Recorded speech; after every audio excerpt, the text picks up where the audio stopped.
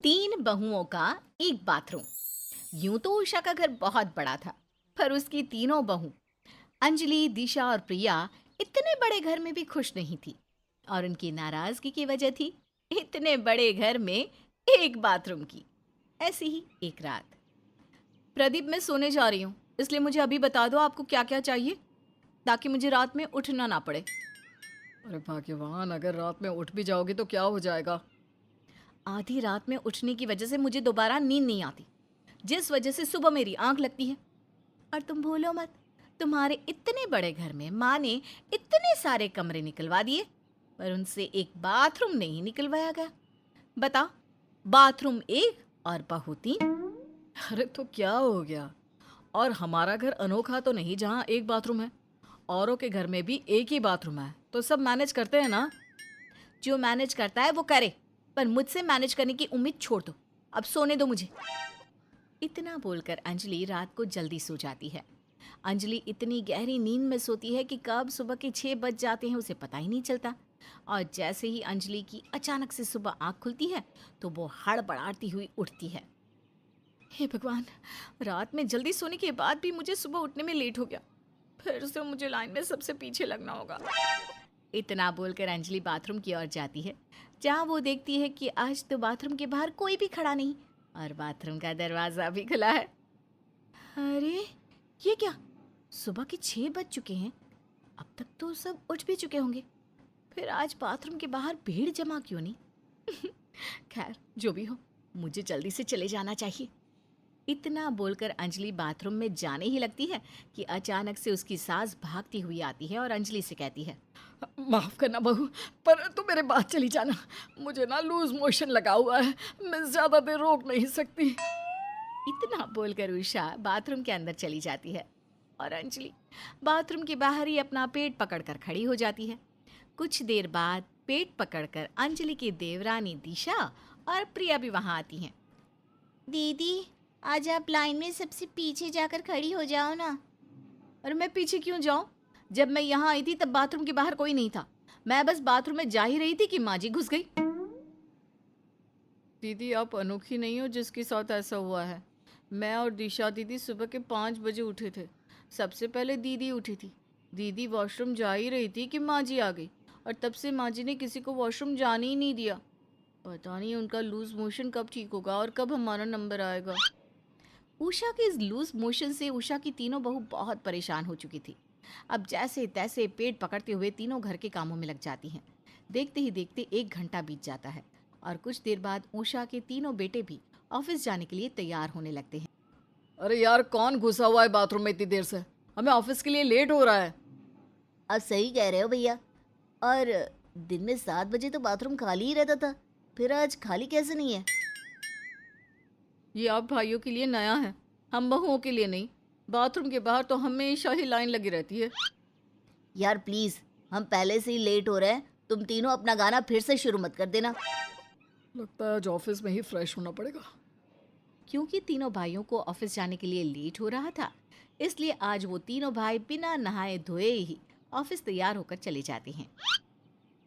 घर के मर्दों का भी ठीक है, कभी घर के बाथरूम में भीड़ जमा मिली तो ऑफिस जाकर हल्के हो जाते हैं, पर हम बेचारी बहुओं को तो अपना पेट पकड़कर बैठना पड़ता है, तब तक जब तक वॉशरूम खाली ना हो जाए। पर दीदी, हम कर भी क्या सकते हैं? हमारी शादी को कितने साल हो चुके हैं।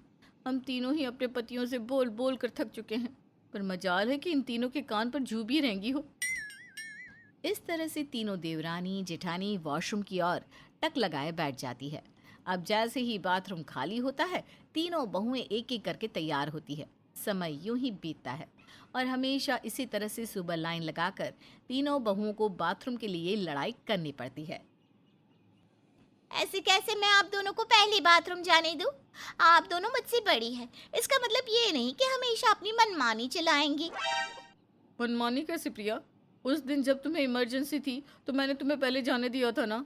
अब जब आज मुझे इमरजेंसी है तो फिर तुम मुझे क्यों नहीं जाने दे रही? देखो, तुम दोनों जल्दी से अपनी लड़ाई खत्म कर लो, क्योंकि अगला नंबर मेरा है। और अगर तुम दोनों की लड़ाई खत्म नहीं हो रही तो पहले मुझे जाने दो।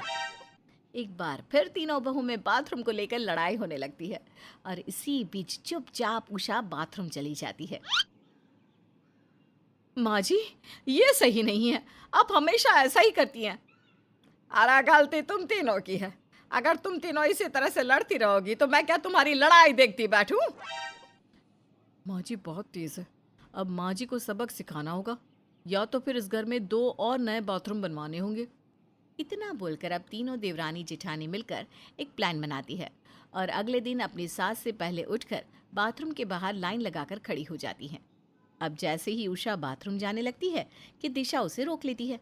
माँ जी प्लीज़, आज ना आप मेरे बाद चली जाना, आज मुझे लूज मोशन लगा हुआ है, मैं ज़्यादा देर तक बर्दाश्त नहीं कर सकती, मेरी हालत को समझिए प्लीज़। अरे पर बहू, तू तो अभी गई थी ना। उषा बोल ही रही होती है कि दिशा बाथरूम में चली जाती है। अब दिशा के निकलते ही अंजलि भी लूज मोशन का बहाना बनाकर बाथरूम चली जाती है।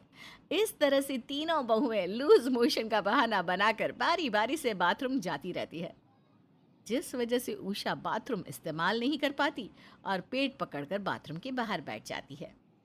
अरे तुम तीनों को एक साथ कैसे लूज मोशन लग गए?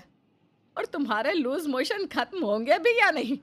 अरे तुम्हारे लूज मोशन के चक्कर में कहीं मेरी। माँ जी, सारी गलती आपकी है। अगर आज घर में 2 और बाथरूम होते तो आपको बाथरूम के बाहर कुर्सी लगाकर बैठना ना पड़ता।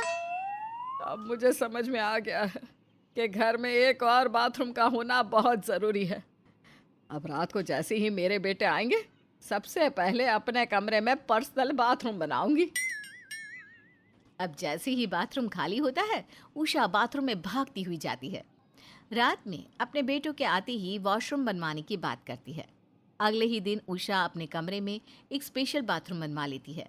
हालांकि सारी मेहनत अंजलि, दिशा और प्रिया की थी, पर बाथरूम का सुख उषा के नसीब में आ जाता है। माँ, आपका बाथरूम तैयार हो चुका है। अब आपको पेट पकड़कर बाथरूम के बाहर बैठने की ज़रूरत नहीं है। अब आपका जब दिल करे आप अपने बाथरूम में जा सकती हो। उषा तो बहुत खुश थी, आखिर उसके कमरे में बाथरूम जो बन चुका था। पर ये देखकर उषा की तीनों बहुओं का मुंह लटका हुआ था। प्रिया, अंजलि दीदी, ये क्या हो गया? हमने इतनी मेहनत करी और बाथरूम माँ जी के कमरे में बन गया। हम तीनों बहू के नसीब में अब एक ही बाथरूम है तो क्या करें? अरे तुम तीनों इतना परेशान क्यों होती हो?